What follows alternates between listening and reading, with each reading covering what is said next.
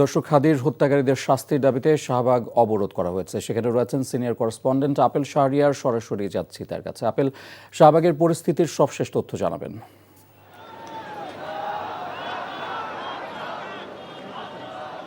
স্লোগানে স্লোগানে উত্তাল শাহবাগ চত্বর। ইনকিলাব মঞ্চের মুখপাত্র ওসমান হাদিকে হত্যার প্রতিবাদে রাজপথে নেমেছে ছাত্র জনতা। সকাল থেকে এই শাহবাগ চত্বরে এসে তারা অবস্থান নিয়েছেন এবং সময় যত গড়াচ্ছে সংখ্যা তত বাড়ছে। এবং আজকে দুপুর 2:30টার দিকে আধিপত্যবাদ বিরোধী একটি সমাবেশের ডাক দেওয়া হয়েছে। এরই মধ্যে মঞ্চ প্রস্তুত করা হয়েছে এবং এই সমাবেশে নানা শ্রেণী পেশার মানুষকে অংশ নেওয়ার জন্য আহ্বান জানানো হয়েছে। আমি সকাল থেকে এখানে আছি এবং যারা এখানে বিক্ষোভ করছেন বেশ কয়েকজনের সঙ্গে কথা হয়েছে। তো যারা এখানে এসেছেন শুধু যে রাজধানীতেই থাকেন, বসবাস করেন, বিষয়টি এমন নয়। ঢাকার বাইরে থেকেও অনেক এসেছেন এখানে, আমি কথা বলে যেটি জানতে পেরেছি।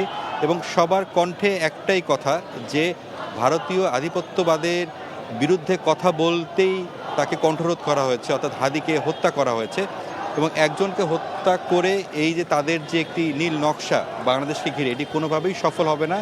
তারা জোরালো দাবি জানিয়েছেন, এই যে হাদিকে হত্যার পর অপরাধীরা যে ভারতে পালিয়ে যাওয়ার পর সেখানে তাদেরকে আশ্রয় দেওয়া হলো, তারা অবিলম্বে তাদেরকে দেশে ফিরিয়ে আনার জন্য দাবি জানানো হচ্ছে এবং বিচারের মুখোমুখি করার কথা বলা হয়েছে।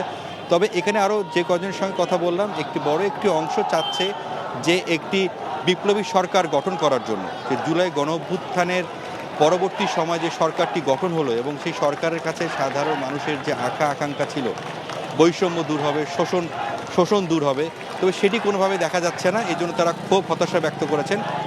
তারা বলছেন এখনও সরকারের ভিতরেও অনেকে আওয়ামী লীগের লোকজন রয়েছে, তারাই বিভিন্নভাবে এই সরকার এবং এই যে বাংলাদেশটা যাতে আগামীর দিকে এগিয়ে যায় সেগুলো যাতে না করতে পারে, সেই পরিকল্পনার অংশ হিসেবে তারাও সেখানে রয়েছেন। এই জন্য তারা চাচ্ছেন একটি বিপ্লবী সরকার গঠনের মাধ্যমে জুলাইয়ের যে আকাঙ্ক্ষা বা যে চেতনা ছিল সেটি যাতে সঠিকভাবে হয়।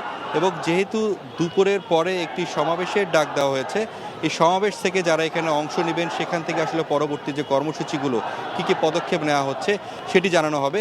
তবে আইন শৃঙ্খলা রক্ষাকারী বাহিনী কঠোর অবস্থানে রয়েছেন। এই কারণে হাদিকে তার মরদেহ যখন দেশে আনা হবে, আনার পর যাতে কোনো ধরনের অনাকাঙ্ক্ষিত ঘটনা না ঘটে সেদিকে সতর্ক দৃষ্টি রেখেছেন তারা। জানছিলাম হাদি হত্যার ঘটনায় বিক্ষোভের খবর।